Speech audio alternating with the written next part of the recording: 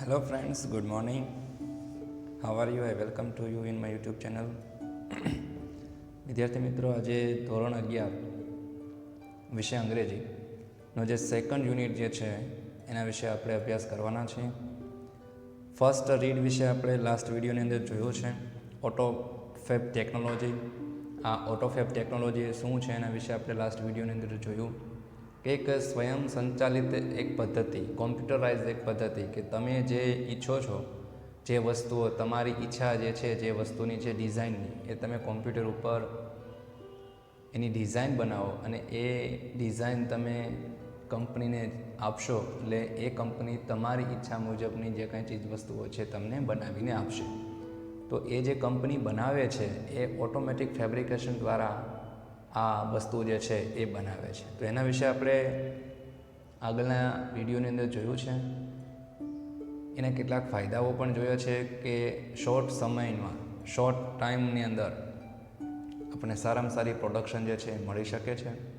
અને એના કેટલાક ફાયદાઓ પણ હતા કે કોઈ પણ પ્રોડક્ટ જે છે એકદમ ક્વોલિટી અને ક્વોન્ટિટી છે પણ એ સારી રહેશે અને ટકાઉપણું પણ રહેશે. તો એના કેટલાક ગેરફાયદાઓ પણ છે, તો એના વિશે પણ જોઈએ કે ઓટોમેટિક ફેબ્રિકેશન જો માર્કેટમાં લોન્ચ થઈ કે ભવિષ્યની અંદર ઓટોમેટિક ફેબ્રિકેશન ઉપર આખી દુનિયા જો ચાલવા લાગી તો એના કેટલાક ગેરફાયદાઓ પણ હોય છે.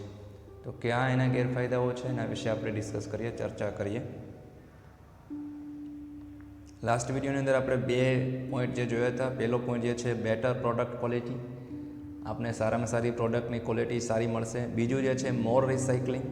મોર રિસાયકલિંગ એટલે કોઈ પણ ચીજ વસ્તુઓ તૂટી જાય, ભાંગી જાય, ખરાબ થઈ જાય તો એને રિપ્લેસ કરી શકાય અને તમે જે ડિઝાઇન આપો છો ડ્રો કરીને કોમ્પ્યુટરમાં, એ ડિઝાઇન પણ એની સાથે આપવાની છે. એટલે એ જે તૂટી ગયેલી, જે કંઈ બગડી ગયેલી જે ચીજ વસ્તુઓને રિસાયકલિંગ કરીને એ કંપની તમારી ઈચ્છા મુજબની ચીજ વસ્તુઓ છે એ પરત તમને કરશે.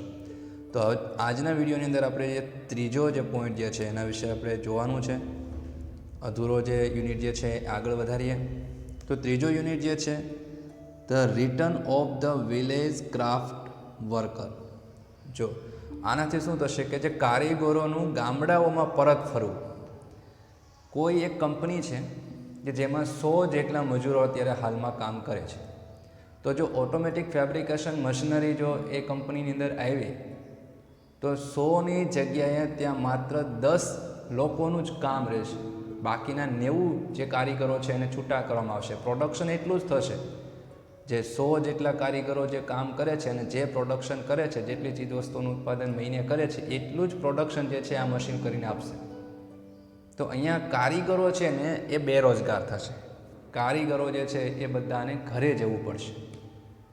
દાખલા તરીકે પહેલાંના સમયની અંદર એક ખુરચી બનાવી છે, ચેર તમારે લાકડાની બનાવી હોય તો કેટલાય બધા જે સુથાર જે છે એ કામ કરતા હતા. એક સરસ મજાની લાકડાની ચેર જે છે એ બનાવતા હતા, રાત દિવસ મહેનત કરી.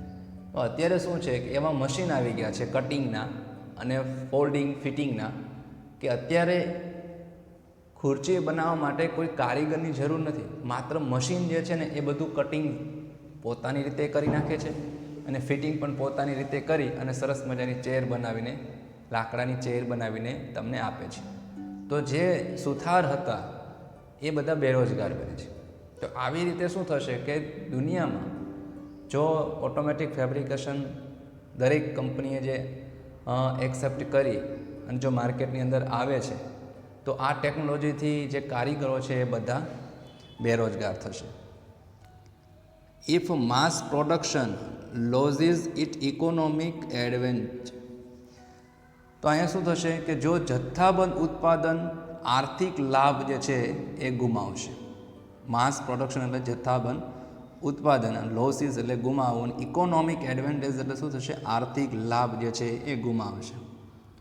Views centralise factories would disappear. Disappear એટલે થશે અદૃશ્ય થવું અને સેન્ટ્રલાઇઝ એટલે થશે કેન્દ્રીકૃત. જે કંઈ કંપનીઓ છે મોટી, વ્યૂઝ એટલે મોટી, વિશાળ, તો આવી જે વિશાળ કંપનીઓ જે છે, જંગી કારખાનાઓ છે, એ બધા અદૃશ્ય થઈ જશે.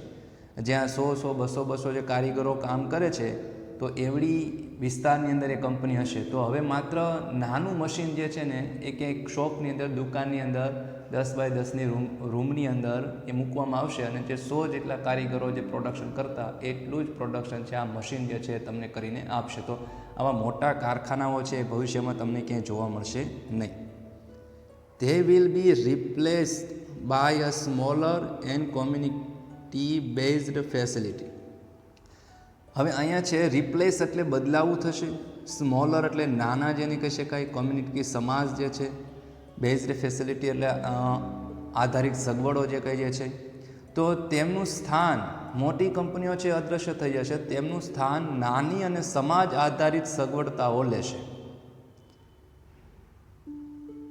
There will be continuous decline in the amount of human effort needed to produce material good. Material good એટલે good એટલે થશે સામાન, પ્રોડ્યુસ એટલે ઉત્પન્ન કરવું, નીડેડ એટલે જરૂરી, ઇફોર્ટ એટલે થશે પ્રયત્ન, હ્યુમન ઇફોર્ટ એટલે માનવીય જે કંઈ પ્રયત્નો જે છે તે, ડિક્લાઇન એટલે ઘટવું અને કન્ટિન્યુ એટલે સતત. તો ચીજ વસ્તુઓના ઉત્પાદન માટે જરૂરી માનવીય પ્રયત્નોમાં સતત ઘટાડો થતો જશે. એટલે માનવ જે છે એ પછી પ્રયત્ન કરતો રહેશે નહીં, કારણ કે માનવ જે છે એ બેરોજગાર થશે અને એની જે રોજીરોટી જે છે એ આ મશીનો છે એ છીનવી લેશે. Then the customer may be served better by local owner and operator of a manufacturing shop. ને ત્યાર પછી બેટર એટલે સારું, લોકલ ઓનર સ્થાનિક જે માલિક છે તે, મેન્યુફેક્ચરિંગ શોપ એટલે ઉત્પાદિત જે કંઈ દુકાનો છે તે, એક સ્થાનિક ઉત્પાદિત દુકાન ચલાવનાર અને દુકાનનો માલિક તરફથી ગ્રાહકોને વધારે સારી સેવાઓ મળી શકશે. એટલે મોટી કંપનીઓ જે છે ને એ બધી બંધ થઈ જશે અને એ બધું પ્રોડક્શન જે છે એ આવા નાના નાના જે દુકાનના માલિકો જે છે એ બનાવશે અને ગ્રાહકોની જે કાંઈ ચીજ વસ્તુઓ જે છે એને એની જે ડિમાન્ડ જે છે, માંગ જે છે એને સેટિસ્ફાઈડ કરી શકશે, સંતોષ આપી શકશે. ધસ આ રીતે the factories will became decentralized and the natural talented village craft worker will be back with a bang. With a bang એટલે ધડાકા સાથે જેને કહી શકાય. આ રીતે ધસ એટલે આ રીતે આ બધી કંપનીઓ છે, ફેક્ટરીઓ છે એ બધી કેવી થશે? ડિસેન્ટ્રલાઇઝ, અદૃશ્ય થઈ જાય છે અને એની જગ્યાએ જે natural talented village craft worker જે છે ને એ પણ અદૃશ્ય થઈ જશે અને એની જગ્યાએ કોણ સ્થાન લઈ લેશે? ઓટોમેટિક ફેબ્રિકેશન, આ ટેકનોલોજી છે તે. તો આ રીતે કારખાના વિકેન્દ્રિત થશે અને કુદરતી રીતે હુનર, એક ટેલેન્ટ ધરાવતા ગ્રામ્ય જે કારીગરો છે એ સફળતાપૂર્વક બધા પાછા પરત ફરશે એટલે બધાને ગામ પાછું જવું પડશે. તો આપણે આ જોઈએ જ છે કે ઘણી બધી એવી કંપનીઓ છે કે જ્યાં કારીગરો કામ કરતા તો એ કારીગરોને છૂટા કરી દેવામાં આવ્યા છે અને એની જગ્યાએ મશીન જે છે ફિટ કરવામાં આવ્યા છે. વિદેશથી, ચાઇનાથી ઘણા બધા એવા મશીનો આવે છે જે આ કારીગરો કરતાં સારું કામ કરે છે અને જાજુ કામ કરે છે. તો બધા કારીગરો જે ટેલેન્ટવાળા હતા એ બધાને કંપની છે છૂટા કરી દે છે અને મશીન જે છે એ ઇન્સ્ટોલ કરે છે. ઉત્પાદન જે છે ફાયદો છે એટલું જ થશે. તો ઓટોમેટિક ફેબ્રિકેશન એક રીતે સારું છે કે આપણી તમામ પ્રકારની ગ્રાહકોની ડિમાન્ડ છે પૂરી કરશે, મશીન જે છે એ પૂરી કરશે, પણ જે કારીગરો છે, વર્કરો જે છે એ બેરોજગાર થશે. તો આ એનો માઇનસ પોઈન્ટ પણ કહી શકાય. બીજું આગળ છે ચોથું, ન્યૂ મેડિકલ ટ્રીટમેન્ટ જેની કહી શકાય. જો આ નવી વૈદ્યકીય સારવારો, દવાખાનાની અંદર પણ જે ઓપરેશનો અત્યારે ડૉક્ટર કરે છે એ ડૉક્ટરો ભવિષ્યની અંદર મશીન જે છે ને મશીન દ્વારા તમે ઓપરેશન કરવામાં આવશે. તો ડૉક્ટરો પણ બેરોજગાર બનશે એક સમય આવશે ત્યારે, કે અત્યારે તમામ પ્રકારના ઓપરેશનો જે છે એ ડૉક્ટર કરે છે અને ભવિષ્યની અંદર જે છે એવી ટેકનોલોજી આવી જશે કે માણસ છે ને એ ઓપરેશન નહીં કરતો, એ મશીન જે છે ને એ ઓપરેશન થતું હશે, મશીન દ્વારા છે ઓપરેશન થતું હશે. તો એમાં પણ ટેકનોલોજી જે છે એ કામ કરે છે. જોઈએ, soon the scale of autofab will shrink to a nanostructure level. shrink એટલે શું થશે? ઘટવું. નેનોસ્ટ્રક્ચર એટલે નાનું માળખું. ખૂબ જ ઝડપથી ઓટોફેબના માપક્રમ સૂક્ષ્મ માળખાગત કક્ષામાં આવી જશે. એટલે નાના નાના જે કંઈ નેનો સ્ટ્રક્ચર જે છે ને એવા મશીનો જે છે આવી જશે કે જે કોઈ પણ પ્રકારના ઓપરેશનો છે એ કરી શકશે. Then the size of a newly manufactured medical instrument will be no bigger than a drug molecular. હવે ઇન્સ્ટ્રુમેન્ટ એટલે શું થશે? સાધનો જેને કહી શકાય, બરાબર. ડ્રગ મોલ્યુલર એટલે એક દવા જેને કહી શકાય, એક ટેબ્લેટ જેને કહી શકાય તે. તો અહીંયા પછી શું થશે? તો નવ ઉત્પાદિત વૈદ્યકીય સાધનોનું કદ એક દવાના પરમાણુથી પણ નાનું હશે. એટલે દવા જે હોય છે ને, જે આપણે ટેબ્લેટ કહીએ છીએ, એનાથી પણ નાના નાના મશીનો છે ને આવી હશે, જેને આપણે બુલેટ્સ કહી શકાય. આપણા શરીરની અંદર કોઈ પણ વાઇન, કોઈ નસ જે છે એ બ્લોક થઈ ગઈ હોય, કોલેસ્ટ્રોલ જામી ગયું હોય, લોહીની અવર જવર ન થતી હોય, તો અત્યારે એક બુલેટ આવે છે, એક મશીન કે જેને એ વાઇનમાં એ જે નસ જે છે એમાં મૂકવામાં આવે છે, અને એ બુલેટ જે છે એ જે કાંઈ કોલેસ્ટ્રોલ જામ્યું છે એને સાફ કરે છે. તો અત્યારે માણસની પણ મશીનથી ઓપરેશનો છે ભવિષ્યની અંદર થશે, અને એ બધા મશીનો કેવા છે? અતિ સૂક્ષ્મ, નાના નાના. It will be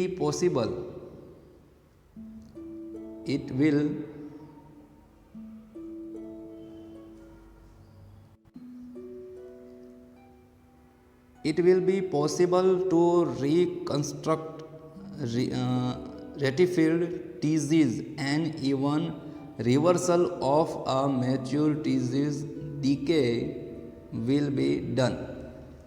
અહીંયા આવશે ટીઝીસ એટલે થશે સજીવ કોષ જે છે તે, અને રિવર્સલ એટલે બદલાવું થશે, અને મેચ્યોર એટલે શું થશે? પૂર્ણ વિકસિત જેને કહી શકાય. આનાથી શું થશે કે સમર્થિત સજીવ કોષને પુનઃનિર્મિત કરવાનું અને પૂર્ણ વિકસિત કોષને મૂળ સ્વરૂપમાં લઈ જવાનું અથવા તો નાશ કરવાનું શક્ય બની શકશે. ઘણું બધું ડીકેન એટલે થશે નાશ કરવું, ઘટાડવું જેને કહી શકાય. જે કંઈ સજીવ જે છે, જેમ ચીજ વસ્તુમાં જેમ ગુણધર્મ હોય છે, એમ માનવની અંદર પણ સજીવ કોષ હોય છે. તો સજીવ કોષને એને નાશ કરવો અથવા તો પુનઃનિર્મિત કરવું, પૂર્ણ વિકસિત કરવું, આ બધું જે છે ને એ પોસિબલ થઈ શકશે નેનો સ્ટ્રક્ચરને કારણે. The extension of a human life span will continue જેને કહી શકાય. માનવ જીવનકાળ નિરંતર વધતો રહેશે. એટલે માણસ પછી મૃત્યુ નહીં પામે. નાના મોટા ઓપરેશનો છે મશીન દ્વારા બહુ ભૂલ રહિત થશે, ચોકસાઈપૂર્વક. માણસ ભૂલ કરી શકે, મશીન નહીં, એ ખાસ ધ્યાન રાખજો. ઘણા એવા કિસ્સાઓ છે એ છાપાએ ચડ્યા છે કે ડૉક્ટર જ્યારે ઓપરેશન કરતું હોય તો ઓપરેશન કર્યા પછી જે ટાંકા લેવામાં ક્યારેક હાથના જે ગ્લોવ્સ હોય છે, મોજા જેને પ્લાસ્ટિકના જેને કહી શકાય, એ અંદર રહી જાય છે શરીરની અંદર, અથવા તો કાતર અથવા તો ત્રીજા જે કંઈ ઇન્સ્ટ્રુમેન્ટ સાધનો હોય છે ઓપરેશન, એ બધું અંદર રહી જાય છે, અને ટાંકા જે છે એ લઈ લેતા હોય છે. પછી એ માણસ જે છે એ મૃત્યુ પામતો પણ હોય છે. મશીનથી ભૂલ ક્યારેય થતું નથી. મશીન દ્વારા જે કાંઈ ઓપરેશન કરવામાં આવે છે એકદમ ભૂલ રહિત કરવામાં આવે છે, ચોકસાઈપૂર્વક. કોઈ પણ પ્રકારની મિસ્ટેક એનાથી થતી નથી. તો આવી રીતે શું થશે કે માણસનું જીવન જે છે એ વધારી શકશે, માણસ છે જાજુ જીવી શકશે. The health of old people will improve એટલે થશે સુધારવું. વૃદ્ધોનું આરોગ્ય છે ને એ સુધરશે. It will likely that people will gain the ability to painlessly redesign their bodies. લોકોને તેમના શરીરને દર્દ વગર ફરી આરોગ્યપ્રદ બનાવવાનું શક્ય બનશે. બરાબર. એને પોતાના જે કંઈ શરીર જે છે એમાં કંઈ પણ પ્રકારનું કોઈ દુઃખ હોય અથવા તો કોઈ પણ પ્રકારનું ઓપરેશન હોય તો એ દર્દ વગર જે છે એને ચેન્જ કરી શકાય છે.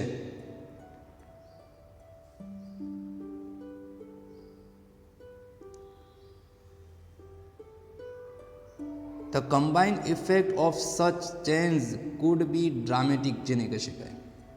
આ પ્રકારના ફેરફારોથી સંયુક્ત અસર અકલ્પનીય હોઈ શકે. સંયુક્ત અસર જેને કહી શકાય એ કલ્પનાની બહાર હોઈ શકે, કે જેમાં મશીન અને ટેકનોલોજી બંને સાથે થઈને જે કાંઈ ડ્રામેટિક એક અસર લાવશે એ કલ્પનાની બહાર છે.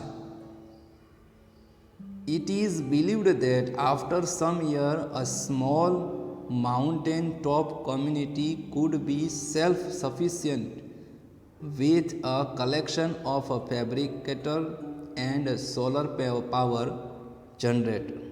એવું કહેવાય છે કે જે માઉન્ટેન ટોપ, જે પર્વતની ઉપર રહેનારો જે કોમ્યુનિટી જે છે, સમાજ જે છે, એની પાસે સેલ્ફ સફિશિયન્ટ એટલે પૂરતા જે કંઈ કલેક્શન હશે કેનું, ફેબ્રિકેશન મશીનરીનું, અને એની પાસે પાવર, સોલર પાવર હશે, એનાથી ઘણા બધા એ ન માનવામાં આવે એવું કામ એ પોતે કરશે. અત્યારે માનો પહાડી વિસ્તારોની અંદર જે માણસ રહે છે ત્યાં લાઇટ પણ નથી, તો મશીનરીની તો વાત જ નહીં કરવાની. પણ ભવિષ્યમાં એવું પોસિબલ રહેશે કે પાવર જે છે એ સોલર પાવર ઉપર હાલશે, અને મશીનરો, નાના નાના મશીનો જે છે એ ત્યાં પર્વતની ટોચ ઉપર પણ જોવા મળશે. તો ત્યાંના માણસો પણ ખૂબ મોટા પ્રમાણમાં કોઈ પણ ચીજ વસ્તુનું ઉત્પાદન કરી શકશે.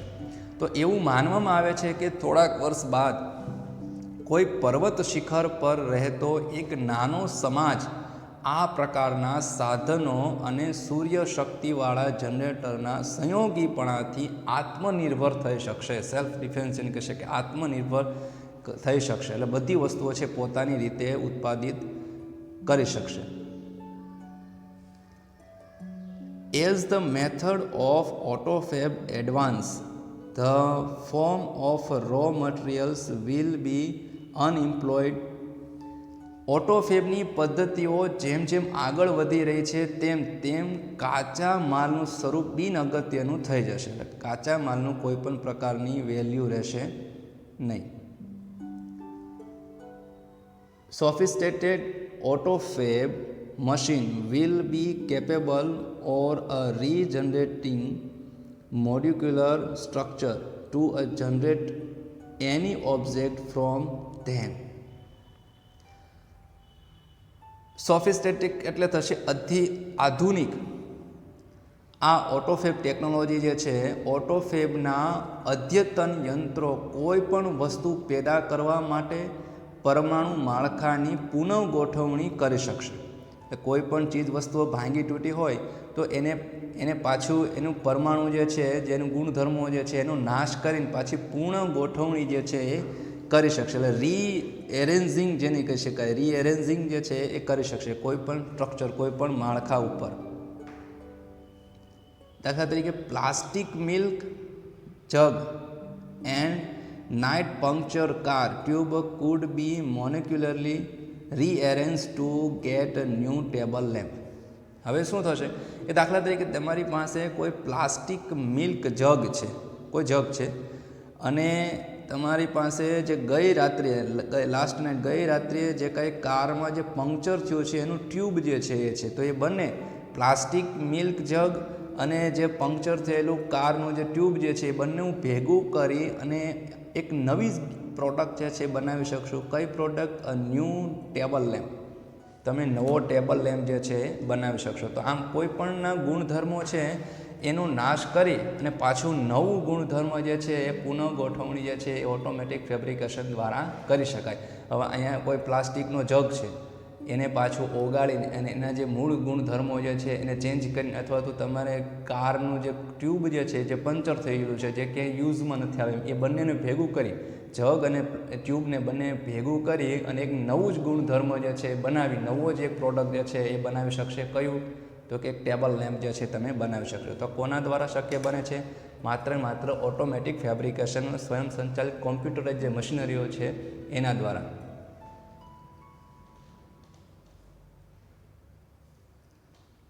Highly improved autofab technology will perhaps be able to meet all our material desire. ઊંચા દરે સુધારેલ ઓટોફેબ તકનીકી આપણી તમામ ભૌતિક ઈચ્છાઓની પૂર્તિ કરી શકશે. એટલે આ જે હાઈલી ઇમ્પ્રૂવ, સુધારા વધારા કરનારી જે કંઈ ઓટોમેટિક ફેબ્રિકેશન જે છે એ કદાચ પરહેપ્સ એટલે કદાચ એબલ, સક્ષમ છે મીટ ઓલ અવર મટીરિયલ ડિઝાઇન. મટીરિયલ ડિઝાઇન એટલે આપણી જે કંઈ ભૌતિક ઈચ્છાઓ જે છે એને પૂરી કરી શકશે. The freedom resulting from this achievement will bring about a golden age of art, music and scientific discovery. આજે સિદ્ધિથી પરિમાણ કરનારી મુક્તિ કલા અથવા તો સંગીત અને વૈજ્ઞાનિક શોધખોળો માટે સુવર્ણ યુગ લાવશે. એટલે આ ઓટોમેટિક ફેબ્રિકેશન જે છે ને કોના માટે? તો કોઈ આર્ટ જે છે, માનો કોઈ કળા છે, કોઈ મ્યુઝિક છે, કોઈ સાયન્ટિફિક ડિસ્કવરી જે વૈજ્ઞાનિક શોધખોળ છે, એના માટે આ યુગ જે છે કેવો ગણાશે? ગોલ્ડન એજ જે છે ને એ ગણાશે. કે લોકો ઘણા બધા મ્યુઝિકની અંદર, ઇન્સ્ટ્રુમેન્ટની અંદર સાધનો છે એ ચેન્જીસ કરી શકશે. અત્યારે છે એવા સાધનો આવી ગયા છે ઓટોમેટિક ફેબ્રિકેશન કે તમારે માત્ર ગીત ગાવાનું રહે છે, બાકીનું મ્યુઝિક જે છે ને એ ઓટોમેટિક એની પ્લે ગ્રાઉન્ડની અંદર ટૂંકમાં પ્લે થાય છે. તમારે કોઈ મ્યુઝિક વગાડવાવાળાને ગોતવાની જરૂર નથી. મ્યુઝિક બેકગ્રાઉન્ડ મ્યુઝિક જે છે એ ઓટોમેટિક પ્લે થાય, તમારે માત્ર ને માત્ર ગીત ગાવાનું રહેશે. તો આ એક ઓટોમેટિક ફેબ્રિકેશન જ છે, ટેકનોલોજીનો એક સમૂહ છે. તો આવી રીતે સાયન્ટિફિક ડિસ્કવરી, કોઈ મ્યુઝિક અથવા તો કોઈ આર્ટ કળા માટે એક સુવર્ણ યુગ જે છે એ જાણીતો થશે. But the open question is whether people want such freedom and will rejoice in it. Rejoice એટલે આનંદ જેને કહી શકાય, ફ્રીડમ એટલે સ્વતંત્રતા જેને કહી શકાય. પણ સાફ પ્રશ્ન એ છે કે શું લોકોને આ મુક્તિ જોઈએ છે અને તેમાં આનંદ મળશે? ઓટોમેટિક ફેબ્રિકેશન આવશે તો લોકોને ખૂબ મુક્ત રહેશે, પોતે આનંદ મેળવશે. પણ એક પ્રશ્ન રહેશે કે શું આપણી ઈચ્છાઓ પૂરી થઈ શકશે? કે માનો તમારે કાર જોઈએ છે, તો આજે તમારી ઈચ્છાની કારનું એક ડિઝાઇન, એક ડ્રો જે છે એ કોમ્પ્યુટરમાં દોરી અને તમે કંપનીને આપી અને કાલ સવારે એ કાર તમને મળી ગઈ. તો શું હવે તમે ગેરંટી લઈ શકશો કે હવે તમારી પાસે જે કાર જે છે એ એકદમ પરિપૂર્ણ છે? પણ નહીં. મહિનો, દોઢ મહિનો, વરસ જશે એટલે પાછી આપને એક નવી કારની ઈચ્છા જે છે ને એ જાગૃત મનની અંદર થશે. પાછી નવી કારની ઈચ્છાઓ થશે. પાછો થોડો સમય થશે એટલે પાછી નવી કારની ઈચ્છાઓ થશે. તો આ માનવ જે છે ને એ શું આનંદ લઈ શકશે? એક પ્રશ્ન છે કે મોબાઈલ તમારે જેવો જોઈએ છે, જેવી સ્ક્રીનનો, જેવી સાઇઝનો, જેવો કલર, જેવો કેમેરા, જેવું ઇનબિલ્ડ XYZ જે કાંઈ જે તમારે જોઈએ છે એ બધું તમે અત્યારે કોમ્પ્યુટરમાં ડ્રો કરીને તમે કંપનીને આપો છો અને કંપની ઓટોમેટિક ફેબ્રિકેશનના સહાયથી એ મોબાઈલ તમને બનાવીને આપે છે. તો તમે ગેરંટી લઈ શકો કે હવે પછી મારે મોબાઈલની ઈચ્છા નહીં થાય? અત્યારે તમે એ મોબાઈલથી સેટિસ્ફાઈડ છો, સંતુષ્ટ છો, પણ 1.5 મહિનો, 2 મહિનો અથવા 6 મહિના જશે તો ત્યારે એ તમને મોબાઈલ જૂનું લાગવા મળશે. પછી નવી ઈચ્છા જાગૃત મનમાં થશે, પાછો નવો મોબાઈલ જે છે તમે લેશો. તો આમ એક પ્રશ્ન છે કે શું માણસને આનંદ મળશે? In life it is often found that the greatest satisfaction come not from getting what one want but from working for it. જીવનમાં એવી ઘણી વાર જોવા મળ્યું છે કે વ્યક્તિને જે જોઈએ છે તેમાંથી મહત્તમ સંતોષ મળતો નથી, પરંતુ એના માટે કામ મહત્ત્વનું છે. એટલે એવું જાણવા મળ્યું છે, જોવા મળ્યું છે કે વ્યક્તિને જે કંઈ મળ્યું છે એનાથી ક્યારેય એને સંતોષ મળતો નથી. આજે તમારી પાસે જે ચીજ વસ્તુ છે એમાં તમને સંતોષ હશે નહીં. તમને હંમેશને માટે એવી ઈચ્છા થાય કે આની કરતાં આ હોત તો, આની કરતાં આવી રીતે એક મકાન હોત તો, આની કરતાં આવો મોબાઈલ હોત તો, આની કરતાં આવું ફ્રીજ હોત તો, આવું ટીવી હોત તો, આવો ફેન, આવું એસી, આવી બોલપેન, આવું સ્ટેન્ડ, આવું હોત તો. તો આવી બધી કલ્પનાઓ છે અને કદાચ એ બધી કલ્પનાઓ તમારી સાચી થઈ જાય, બધી તમારી ચીજ વસ્તુઓ જે ઈચ્છો છો એ બધી ચીજ વસ્તુઓ તમારી સામે આવી જાય તો એવું નહીં માની લેવાનું કે હવે આપણે કશું જોતું નથી. એ ચીજ વસ્તુઓ ક્ષણિક માત્ર છે. થોડાક સમય પછી પાછી નવી ઈચ્છાઓ છે તમારી અંદર જાગૃત થશે. The greatest challenge facing humanity as we proceed into the age of automated fabrication is to find a meaningful use for ourselves.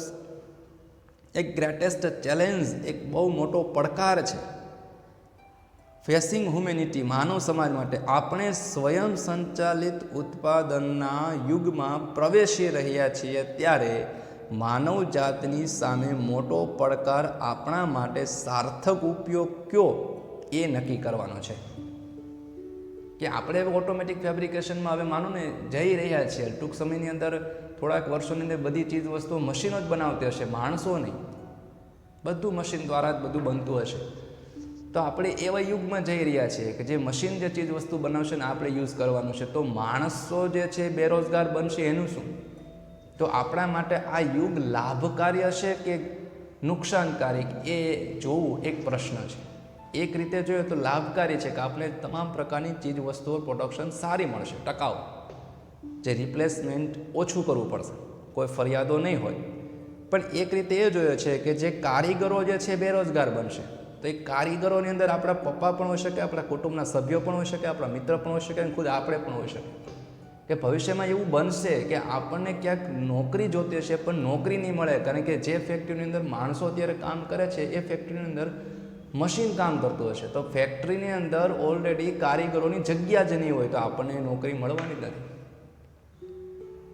તો આ એક ખુલ્લો પ્રશ્ન છે કે જેમ મોડર્ન ટેકનોલોજીની અંદર આપણે જઈ રહ્યા છીએ તો આપણા માટે ફાયદાકારક છે કે નુકસાનકારક છે, એ શાંતિથી એક વિચારવા જેવો પ્રશ્ન છે, એક ચેલેન્જ છે, પડકાર છે કે શું થશે. દાખલા તરીકે જે અત્યારે આપણે એસટી બસ જે છે, સરકારી જે બસ જે છે એની અંદર કંડક્ટર છે. તો તમે જ્યારે એસટી બસની અંદર મુસાફરી કરો છો તો એ કંડક્ટર તમારી પાસેથી ટિકિટ લે છે અને આપણને જ્યાં જવું હોય ત્યાં પહોંચાડે છે. તો એટલો મતલબ એમ છે કે કંડક્ટર જેવી એક પોસ્ટ બસમાં ઓલરેડી છે. પણ હવે ઓટોમેટિક ફેબ્રિકેશન એવું આવશે કે એની જગ્યાએ, કંડક્ટરની જગ્યાએ બસના દરવાજાની પાસે એક એવું મશીન જે છે અવેલેબલ આપવામાં આવશે કે એ મશીનમાં તમારી પાસે જે ટ્રાવેલિંગ વિઝિટિંગ કાર્ડ હશે એને સ્કેચ કરવાનું રહેશે અને તમારે જાતે જ ટિકિટ તમારે બનાવવાની રહેશે. જેમ એટીએમમાં આપણે જાતે પૈસા લઈએ છીએ, એટીએમ નાખીને જેટલા પૈસા લેવાના હોય એટલા આપણે પોતાની જાતે લઈ આવીએ છીએ. તો એવી રીતે ત્યાં એક ઓટોમેટિક ફેબ્રિકેશન એક મશીન ત્યાં આવી જશે કે તમારે જાતે ત્યાં ટિકિટ લેવાની રહેશે અને આપણે જાતે ટિકિટ સ્કેચ કરીને જે સ્થળ ઉપર જ્યાં જવાનું છે એનું જે બિલ જે છે, ટિકિટના જે પૈસા જે છે એ બેંક થ્રુ પે કરી દેવાના છે, ચૂકવી દેવાના છે અને ટિકિટ લઈને આપણે પોતે સીટ ઉપર બેસી જવાનું. તો ખુલ્લો પ્રશ્ન એ છે કે એ જે કંડક્ટરો છે તે લાખોની સંખ્યામાં જે ભારતની અંદર કંડક્ટર છે એ બધા કંડક્ટર જે છે એ બેરોજગાર બનશે. પછી એની જરૂર જ નથી. તો કંડક્ટરની જગ્યા કોણે લઈ લીધી? આ જે મશીન છે એણે લઈ લીધી. તો કંડક્ટર જે છે એનું શું થશે? એ બધા બેરોજગાર થશે. તો આવી રીતે એક એક પોસ્ટ જે છે, દાખલા તરીકે બેંકની અંદર તમે જાઓ તો અહીંથી 20 વર્ષ પહેલાં બેંકની અંદર એક નાની એમથી બ્રાન્ચમાં 20 જેટલા કર્મચારીઓ છે હતા, જેમાં એકાઉન્ટ ઓપન કરવાવાળા હોય, કોઈ લોન ધિરાણ કરવાવાળા હોય, કોઈ ફિક્સ ડિપોઝિટનું ધ્યાન રાખીને બેઠા હોય, કોઈ XYZ જે છે એ પૈસા જમા કરાવવા માટે કે ઉપાડવા માટે કેશિયરથી માંડીને પ્યુનથી માંડીને એવા 20 જણાનો સ્ટાફ જે છે બેંકની અંદર એક બ્રાન્ચમાં હતો. પણ હવે શું થાય છે કે ગવર્મેન્ટે તમને મોબાઈલમાં એક એપ્લિકેશન આપી દીધી છે. કોઈ પણ SBI બેંક હોય, BOB બેંક હોય, એક્સિસ બેંક હોય કે ICICI બેંક હોય, એની એપ્લિકેશનો તમારા મોબાઈલમાં અવેલેબલ છે. તો હવે તમે મોબાઈલ દ્વારા ગમે તે કામ બેંકના કરી શકો છો. પછી કોઈ પૈસા ટ્રાન્સફર કરવા હોય, કોઈ બિલ પે કરવું હોય, ફિક્સ ડિપોઝિટ તમારે મૂકવી હોય કે XYZ જે છે તે તમે મોબાઈલમાં જ કરી શકો. તો માણસ જે છે બેંક સુધી જતો જ નથી. તો બેંક સુધી જતો નથી તો બેંકમાં ઓલરેડી જે 10 વ્યક્તિઓ બેઠા છે એને કોઈ કામ જ નથી, કારણ કે બધા કર્મચારીઓ, કસ્ટમરો સેલ્ફ રીતે પોતાની જાતે મોબાઈલ ઉપર કામ કરે છે. તો એ જે 10 જેટલા કર્મચારીઓ છે એમાં ધીમે ધીમે ઘટોતરી થશે, ઘટતા જશે. પછી 8, પછી 7, પછી 5 અને એવું બની શકે કે 2 થી 3 જ કર્મચારીઓ પછી બેંકની અંદર રહેશે, બાકીના બધાને છૂટા કરવામાં આવશે, કારણ કે એની પાસે કોઈ કામ જ નથી. ફિક્સ ડિપોઝિટ કરનારો વ્યક્તિ ત્યાં એકદમ ફ્રી બેઠો હશે અને બધા ગ્રાહકો જે છે ફિક્સ ડિપોઝિટ છે પોતાના મોબાઈલમાંથી કરતા હશે. તો એ ફિક્સ ડિપોઝિટની પોસ્ટ છે એ ત્યાં રદ થઈ જશે, ડિક્લાઇન થઈ જશે. તો એક ખુલ્લો પ્રશ્ન એ છે કે આ ટેકનોલોજી આવવાથી માણસને શાંતિ થશે, એની ઈચ્છાઓ પૂરી થશે, સુખ આવશે કે દુઃખ આવશે એ જોવું એક ખુલ્લો પ્રશ્ન છે. તો વિદ્યાર્થી મિત્રો, આપણે જોઈએ છે કે ઓટોમેટિક ફેબ્રિકેશન વિશે આપણે આ પાઠમાં જોયું કે ઓટોફેબ ટેકનોલોજી જે છે એ શું છે, એક સ્વયં સંચાલિત એક ટેકનોલોજીનો એક સેટ જે છે, કોઈ પણ વસ્તુ મશીન દ્વારા બનાવવામાં આવે છે અને એના કેટલાક ફાયદાઓ અને ગેરફાયદાઓ પણ જોયા. તો અહીંયા આપણે યુનિટ 2 જે છે એનો ફર્સ્ટ રીડ જે છે એ પૂરો થાય છે. નેક્સ્ટ વિડીયોની અંદર આપણે રીડ 2 જે છે એના વિશે આપણે અભ્યાસ કરશું. ત્યાં સુધી thank you, good bye, take care of your self.